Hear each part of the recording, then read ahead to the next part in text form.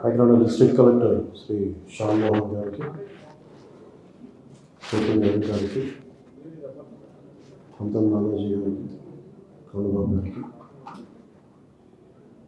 మర్రెడ్డి శ్రీనివాస్ గారికి, సత్యప్రభ గారికి, కూటమి ఎమ్మెల్యేలందరికీ, ఎంపీకి, తెలిసిన ఎంపీకి మా హృదయపూర్వక నమస్కారం. ఇక్కడికి వచ్చిన పాత్రికేయ సోదరులందరికీ కూడా మా హృదయపూర్వక నమస్కారం. దాదాపు science and technology, pollution and forest and environment, pollution, Panchayati Raj శాఖలో ప్రత్యేకించి రూరల్ వాటర్ వర్క్స్ దాని రివ్యూ, అలాగే పొల్యూషన్ గురించి రివ్యూ చేశాను. సింధు పాత్రికేయ సోదరులకి మీ ఆధ్వర్యంలో ఎందుకు పొల్యూషన్ రివ్యూ మీటింగ్ జరగాలని కోరుకున్నాను. కానీ బేసిక్ నార్మ్స్ ఐఎన్పిఆర్ చేస్తాను. కొన్ని క్లోజ్ డోర్ మీటింగ్స్ నేను క్యాపిటల్లో చేస్తాను. క్లోజ్ డోర్ మీటింగ్స్ కొన్నిసార్లు మీడియా ముందు మాట్లాడాను, but it is on record, everything is on record. అంతే తప్ప మిమ్మల్ని ఈ పార్ట్ ఆఫ్ ద ప్రాసెస్ మిమ్మల్ని బయట పెట్టాలని ఇక్కడ లేదు. there's a live on INPR site నుంచి బయట ఆ ఫీడ్ వస్తూనే ఉంది. ఈ రివ్యూలో మేజర్లీ ఒకటి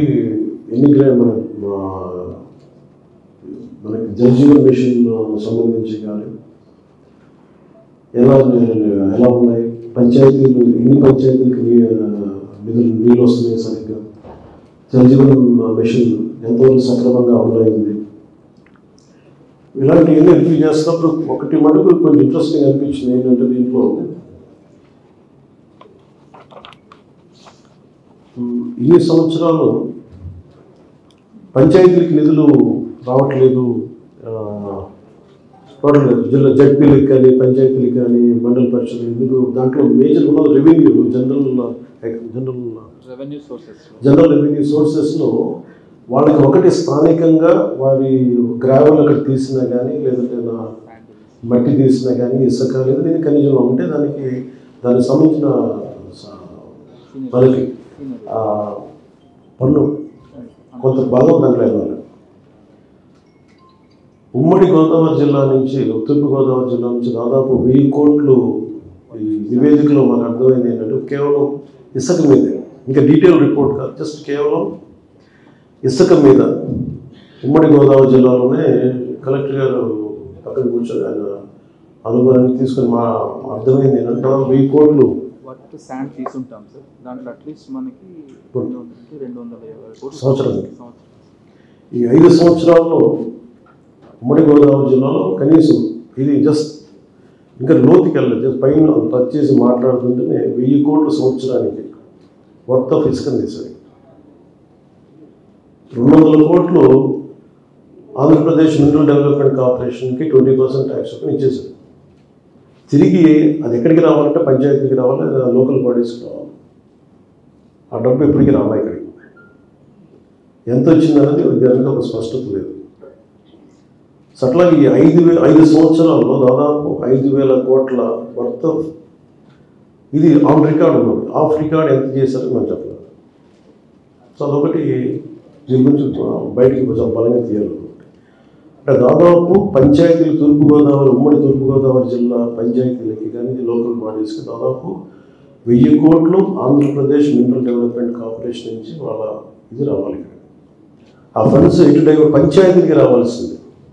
రోడ్లు వేయాలన్నా, శానిటేషన్ వేయాలన్నా, ఈరోజు 40 పంచాయతీల్లో దాదాపు 53 పంచాయతీలు, ఉదాహరణకు పిఠాపురం తీసుకుంటే 40 పంచాయతీల పైన సక్రమ తాగునీటి సౌకర్యాలు దేనికంటే అక్కడ స్థానికంగా నిధులు లేవు దాంట్లో. సో పంచాయతీల నుంచి సంపాదించిన డబ్బుని తిరిగి పంచాయతీలకి ఇవ్వాలి. అది ఇవ్వకపోవటం వల్ల ఒక చాలా ఫండ్ ఫ్లోస్లో అది వన్ ఆఫ్ ద స్ట్రీమ్ ఒక ప్రవాహం ఉంది. అట్లా చాలా మల్టిపుల్గా చూస్తూ ఉంటే చాలా మల్టిపుల్ ఫ్లో ఆఫ్ ఈ ఫండ్ రైజింగ్లో చాలా ఇబ్బందులు ఉన్నాయి, సరిగ్గా చేయలేదు. సో వీటన్నిటి కొంచెం డీటెయిల్గా చేసుకుని దీనికి ప్రాపర్ రిపోర్ట్ మీకు ఒక 2 days ఒక 45 గంటల్లో ఒక శ్యామ్ మోహన్ గారు మాకు నివేదిక ఇస్తుంది. Will take it forward cabinet మీకు కూడా తెలియజేస్తుంది. అలాగే ఇంకోటి ఏపీ ఫారెస్ట్ మీద ముఖ్యంగా వచ్చిన రివ్యూ ఏంటంటే ఈ హోప్ ఐలాండ్ ఇది రెగ్యులర్ టూరిజం స్పాట్లా కాకుండా దీన్ని చాలా ఆ ఎకో సెన్సిటివిటీని కాపాడుకుంటూ అక్కడున్న మడ అడవుల్ని కాపాడుకుంటూ అక్కడున్న జీవాలని జలజీవాలని కాపాడుకుంటూ అక్కడ ఉన్న ఫ్లోరా అండ్ ఫౌనాని కాపాడుకుంటూ అది దాన్ని ఎలా చేయాలనేది ఒక ఎకో టూరిజం మీద ఆ నేపథ్యంలో దాన్ని జాగ్రత్తగా కాపాడుకోవాలి. దాని మీద ఒక బలమైన ప్రజెంటేషన్ జరిగింది. దాన్ని ముందుకు తీసుకెళ్తాం.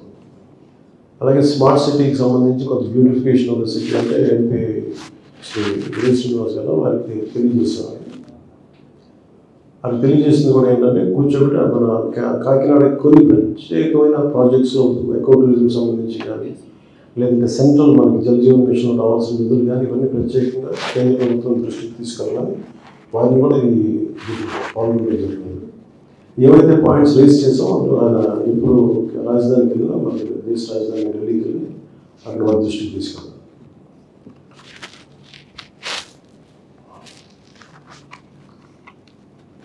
ఇది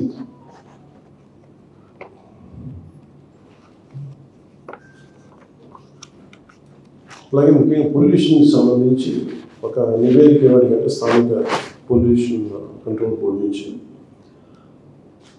అంటే ఇండియా భారతదేశం ప్రపంచ దేశాలు కమిట్ అయ్యాయి.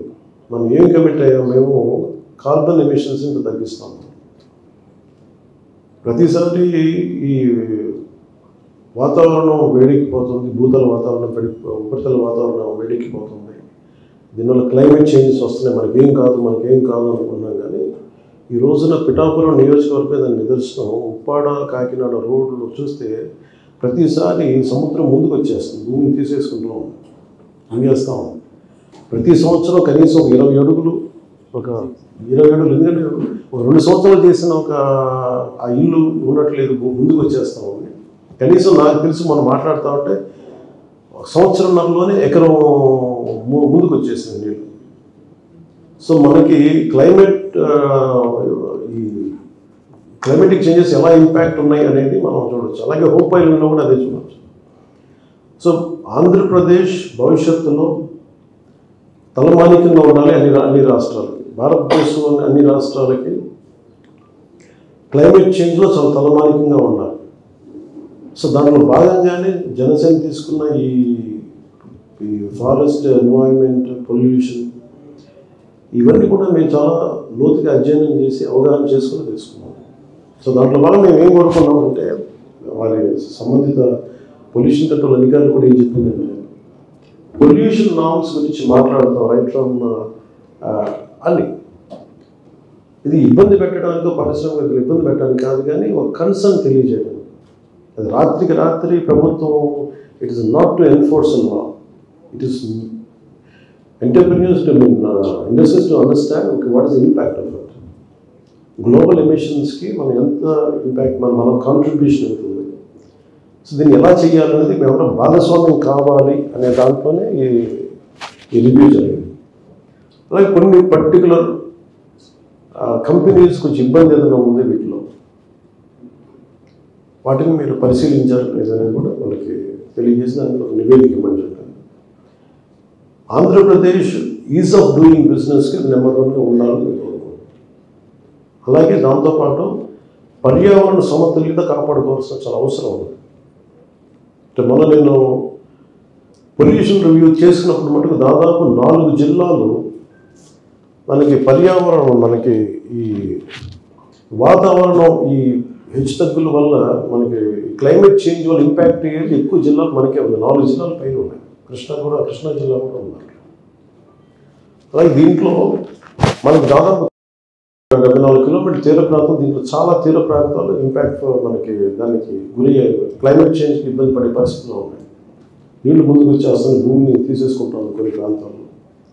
సో వీటికి మడ అడవుల్ని రక్షించుకోవటం, మడ అడవుల్ని అనేది చాలా కీలకమైనది. సో అలాగే ఒక అటవీ పరిధిలోకి రాని మడ అడవులు కూడా సుప్రీంకోర్టు డైరెక్టివ్ ప్రకారం జడ్జిమెంట్ ప్రకారం అటవీ శాఖలో లేని మడ అడవులను కూడా అటవీ శాఖ దాన్ని కేర్ తీసుకోవాలన్న జాగ్రత్త చూడాలనేది ఒక సుప్రీంకోర్టు జడ్జిమెంట్ దాన్ని కూడా ప్రస్తావించిన రోజు.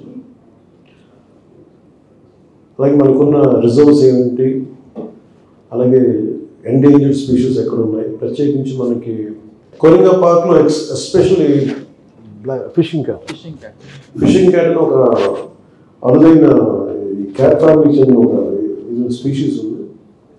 దాని సెన్సెస్ ఒకటి తీసుకోవాలి. ఇప్పుడు దాకా మనం ర్యాండమ్ శాంపిల్ తీసుకొని దాన్ని ఎక్స్ట్రాపోలేట్ చేసి, అంటే ఇక్కడ 1 కిలోమీటర్కి 5 కనిపిస్తే ఉన్న మిగతా రిజర్వ్ కొరింగా రిజర్వ్లో ఇంత ఉండొచ్చు అనేది అప్రాక్సిమేట్గా ఉంది. కానీ దాని మీద కొంత డీటెయిల్గా స్టడీ చేయాలి. ఒకటి ఎక్కువ టూరిజం డెవలప్ చేయాలంటే ఏమి ఉన్నాయి, కొన్నిసార్లు టూరిజంకి సంబంధం లేకుండా ఫారెస్ట్ డిపార్ట్మెంట్ కొన్ని రిసార్ట్స్ ఉన్నాయి, కొన్ని ప్రత్యేకించి కొన్ని అటవీ సంరక్షణలో కొన్ని ఈ పర్యాటక కేంద్రాలు ఉంటాయి, వాటిని మరింత పెంపొందింప చేయాలి.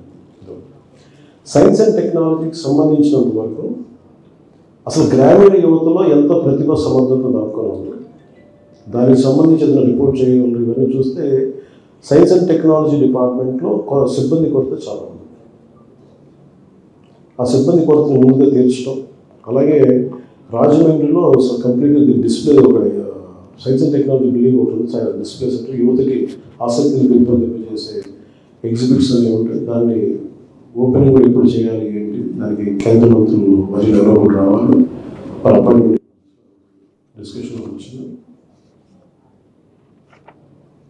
ప్రత్యేకించి to sum up this entire review ఏంటంటే కొన్ని మోర్ ఆఫ్ నెంబర్స్ మీకు బోర్డు పడించుకున్న నెంబర్స్ ఏమీ కలెక్టర్ రిలీజ్ చేస్తాను, మీకు డీటెయిల్ మీకు నోట్స్ ఇస్తాను. జస్ట్ మీకు స్థూలంగా మీకు జరిగిందని చెప్తాను. But in principle the review యొక్క ముఖ్య ఉద్దేశం ఏంటంటే వీఆర్ అవైలబుల్ ఫర్ పీపుల్. ఏ సమస్య ఉన్నా సరే ముఖ్యంగా మేము పెట్టుకున్నది రక్షిత మంచినీటి మనకి ఈ సరఫరా అన్ని గ్రామాలకి వెళ్ళాలంటే ఏమేం చేయాలి. ముఖ్యంగా చూస్తే నిధుల కొరత చాలా విపరీతంగా ఉంది.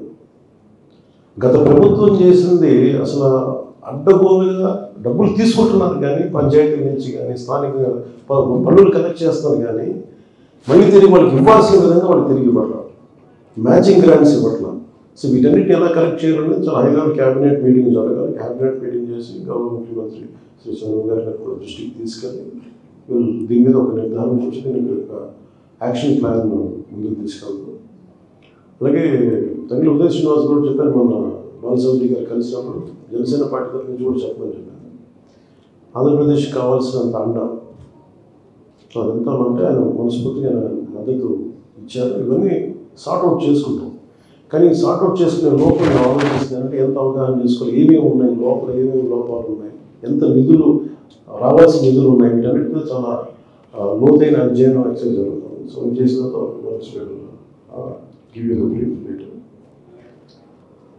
రేపు మటుకు ఉప్పాడ తీర ప్రాంతం ఎందుకు కోతకు గురవుతుంది, దానికి ఎక్స్పర్ట్ వాళ్ళసి national centre for coastal research బృందం కూడా వస్తుంది చెన్నై నుంచి.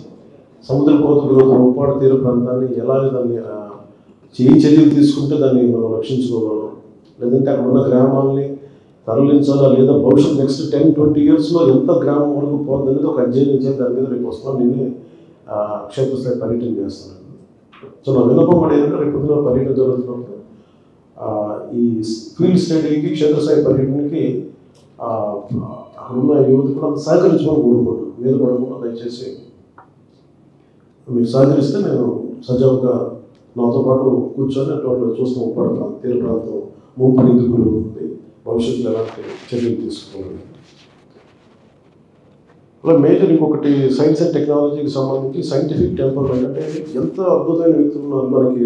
బ్రెయిన్ ప్రతిసారి ఎక్కడ చూసినా సరే ఏ కంపెనీకి వెళ్ళిన ప్రపంచంలో సీఈఓస్ ఉంటారు. ఏ సీఈఓ చూసినా తెలుగు వ్యక్తి ఉన్నాడు, లేదా భారతీయుడు ఉన్నాడు అంటారు. అలాంటి తెలుగు వాళ్ళు ఎక్కువ మంది ఉన్నారు. సో అలాంటి చూసుకొని 2047కి బ్రెయిన్ ఆపాల్సిన అవసరం ఉంది. ఇక్కడున్న ప్రతిభ సమర్థత ఉన్న యువత అది మన దేశానికే ఉపయోగపడాలి, మన రాష్ట్రాలకి ఉపయోగపడాలి. దాంట్లో భాగంగా సైన్స్ అండ్ టెక్నాలజీ వాళ్ళతో నేను అభ్యర్థించింది ఏంటంటే మీరు రూరల్ యూత్కి సంబంధించి మనం ఎలా ట్యాప్ చేయాలంటే వాళ్ళకి ప్రపోజల్ పట్టుకొచ్చారు నన్నయ్య యూనివర్సిటీ నుంచి విజయనగరం గారు. ఆవిడ రిక్వెస్ట్ ఏంటంటే చాలామంది పీజీ స్టూడెంట్స్ ఉన్నారు, రీసెర్చ్ స్టూడెంట్స్ ఉన్నారు, వాళ్ళందరినీ తీసుకొని మేము ఇప్పుడు ఉదాహరణకి ఉప్పాడ తీర ప్రాంతాన్ని ఎక్కడో మరి మన విదేశాల నుంచి ఇక్కడి నుంచి కంటే కూడా పక్క రాష్ట్రం నుంచి కూడా అసలు మనలో ఉన్న రీసెర్చ్ బెండ్ ఉన్న వ్యక్తులను చూస్తే దీనికి సంబంధించి అనేక మన వైజ్ఞానిక రంగం కానీ లేదంటే అగ్రికల్చర్ కావచ్చు, రకరకాల విభాగాల్లో వారి అనుభవాన్ని లేదంటే వారి రీసెర్చ్ ఓరియంటెడ్ ఎబిలిటీ వారి యాప్టిట్యూడ్ మనకు ముందుకి మన కంట్రిబ్యూట్ చేయమని కోరుకున్నాం. So will have a meeting and Mangalagiri in future with students are willing to support for this programme. So అలాగే నిన్న ప్రత్యేకించి మనం మీ దృష్టి కూడా తీసుకొస్తున్నాం. ఇందాక మీరు లేరు, అది ప్రత్యేకించి ఒక పర్టికులర్ టైంని ఫిక్స్ చేసుకుంటే నిన్న మనం మీకు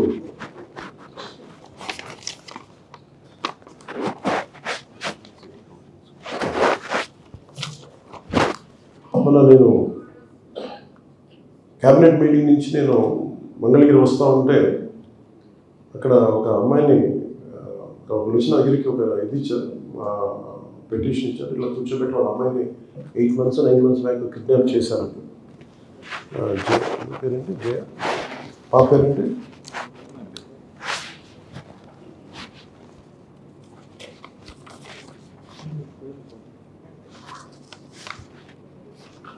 సో అమ్మాయి భీమవరం వాస్తవ్యులు. వాళ్ళ మదర్ వచ్చి వాళ్ళ ఇంకొక కూతురుని తీసుకొచ్చి ఇట్లా నా బిడ్డని 9 నెలల క్రితం కిడ్నాప్ చేయాలని తీసుకెళ్ళిపోయారు.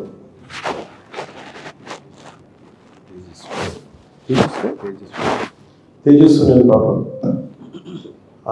అక్కడ చదువుకుంటా ఉంటే ఏ కాలేజ్ చదువుకుంటా ఉంటే లవ్ డ్రాప్ మీద పడేసి తీసుకెళ్ళిపోయారు. ఇప్పుడు దాకా ఆచూకీ తెలియదు అని వాళ్ళ మదర్ ఏడుస్తూ ఉంటే మా ఇంట్లో వాళ్ళు కూడా చెప్పుకోలేకపోతే బాధపడుతూ ఉంటే వెంటనే స్థానిక విజయవాడలో ఉండే ఉన్నతాధికారులకి, స్థానికంగా ఉండే మాచవరం సిఐ గారికి, కమిషనర్ పోలీస్ గారికి చెప్పాను.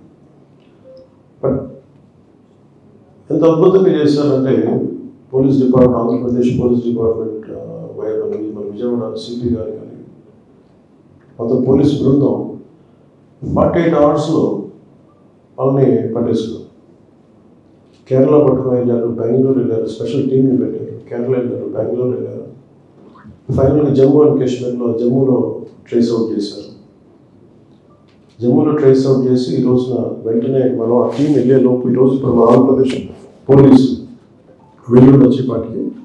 But in the mean by Jammu and Kashmir police ఆ అమ్మాయి ఎక్కడుందో వెళ్ళి పట్టుకుంటే ఆ అమ్మాయి ఫోన్ కూడా మార్చేశారంట.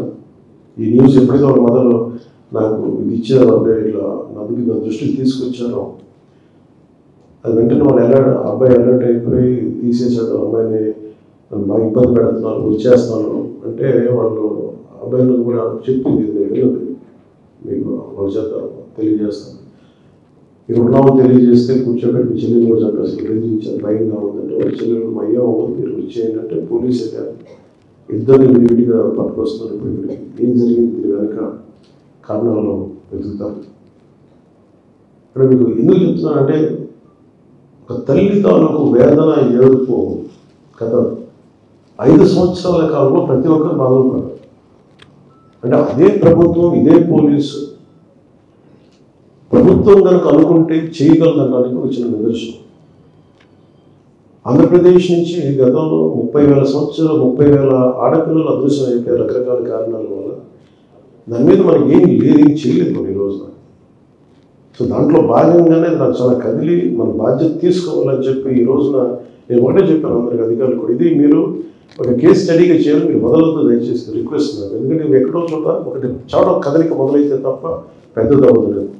సో ఫ్యూచర్లో కూడా నేను అనుకుంటున్నది ఏంటంటే నాకు మొన్న ఈ రోజున మనస్ఫూర్తిగా మీడియా సమక్షంలో ఆంధ్రప్రదేశ్ పోలీస్ శాఖను నేను అభినందిస్తున్నాను. మనస్ఫూర్తి మీకు ధన్యవాదాలు, మనస్ఫూర్తి ధన్యవాదాలు. ఇక్కడ మీరు ఇంత స్విఫ్ట్ యాక్షన్ తీసుకోవడం వల్ల ఒక విశ్వాసం పెరిగింది. అలాగే ఆడపిల్లలు తల్లిదండ్రులకు కానీ ఆడపిల్లలకు కానీ ఎవరికైనా సరే ఈ లవ్ ట్రాప్స్ ఏదైనా వేసి మిమ్మల్ని ఇబ్బంది పెడుతుంటే మీరు వాళ్ళు సరైన వ్యక్తులా లేదా అనేది మీరు ఎప్పటికప్పుడు చాలా జాగ్రత్తగా చూసుకోవాలి.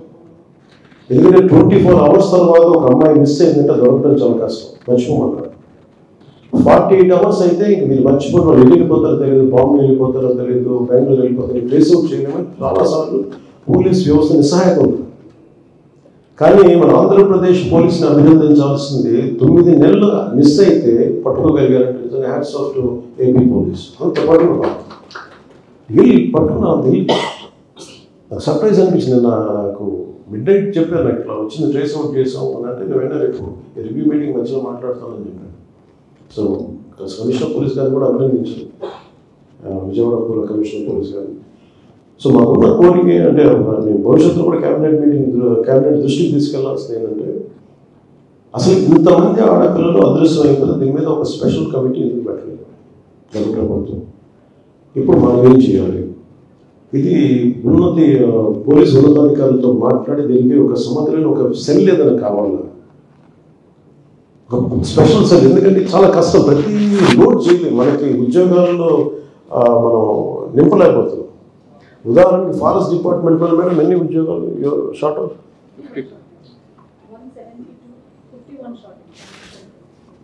170, అదే తక్కువ, బట్ 50+ షార్టేజ్ ఉంది. దాంట్లో DF4 నుంచి beat officer, forest beat officer దాకా. అలాగే ఏ శాఖలో తీసుకున్నా కానీ సిబ్బంది కొరతుంది, దాన్ని ఎలా చేయాలి? అలాగే పోలీస్ శాఖకు వచ్చేటప్పటికి అందరికీ, నాకు కూడా పోలీసు అధికారులకి నాకు లోడ్ పెంచడం నాకు ఇష్టం లేదు. ఒక వ్యక్తి ఎన్ని పనులు చేయగలరు, ఎన్ని కేసులను హ్యాండిల్ చేయగలరు?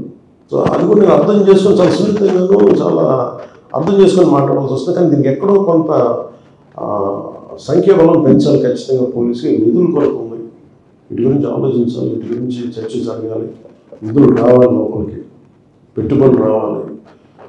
అండ్ లా అండ్ ఆర్డర్ చాలా బలంగా ఉంటాయి తప్ప పెట్టుబడులు ఉండవు. ఇది ఇన్వెస్ట్మెంట్స్ని ఎంకరేజ్ చేసే ఇక్కడ దాని అక్కడ చర్యలు తీసుకుని దాంట్లో ప్రైమరీ లా అండ్ ఆర్డర్. ఇక్కడ ఎవరు వచ్చిన ఆంధ్రప్రదేశ్కి సుభిక్షంగా ఉంటారు, ధైర్యంగా ఉంటారు, సురక్షితంగా ఉంటారు అనిపించుకునేలాగా ఉండాలి. సో దాంట్లో భాగంగానే ఒక ఆడపిల్ల అదృశ్యం అయిపోతే 9 నెలల్లో క్రితం అదృశ్యమైన ఒక ఆడబిడ్డని less than 72 hours trace out చేసి పట్టుకున్నారు. అంత కెపాసిటీ ఉంది మన పోలీస్ డిపార్ట్మెంట్కి, మన ఐపీఎస్ అధికారులకి, మన ప్రతి పోలీస్ డిపార్ట్మెంట్ వ్యక్తికి. సో దాన్ని సద్వినియోగం చేసుకొని ఒకటే ప్రపోజల్ మేము భవిష్యత్తులో పెట్టాము, స్పెషల్ సెల్ ఎస్పెషల్ మిస్సింగ్ కేసులకు సంబంధించి. ఎందుకంటే ఇది హెవీ హ్యూమన్లీ ఇంపాసిబుల్, అంతమంది 34 ఆడపిల్లలు మిస్ అయిపోతే ప్రతి కేసుని ఎప్పటికప్పుడు కొత్త రిజిస్టర్ అవుతాం, ఇవన్నీ పట్టుకోవడం కొంచెం సమయం పడుతుంది. బట్ ట్రేస్ అవుట్ చేయడానికి చాలా బలంగా నిర్ణయం తీసుకున్నాం. సో భవిష్యత్తు దీన్ని తీసుకెళ్తామని తెలియజేసుకుంటాం. ఈ రివ్యూ మీటింగ్స్ అందించిన అధికారులందరికీ, అన్ని డిపార్ట్మెంట్ అధికారులందరికీ ధన్యవాదాలు తెలియజేసుకుంటాం. ముఖ్యంగా కాకినాడ జిల్లా కలెక్టర్